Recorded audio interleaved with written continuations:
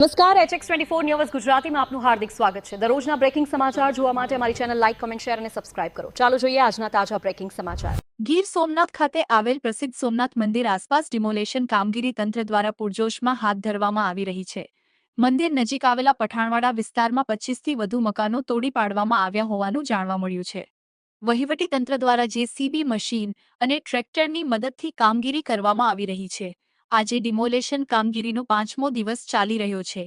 સમગ્ર વિસ્તારમાં પોલીસ બંદોબસ્ત સાથે વહીવટી અધિકારીઓ અને વીજ વિભાગના કર્મચારીઓ હાજર રહ્યા હતા।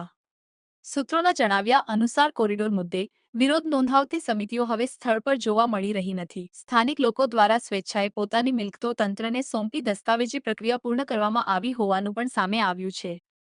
તંત્ર દ્વારા સમગ્ર કામગીરી શાંતિપૂર્ણ માહોલમાં પૂર્ણ કરવામાં આવી રહી છે।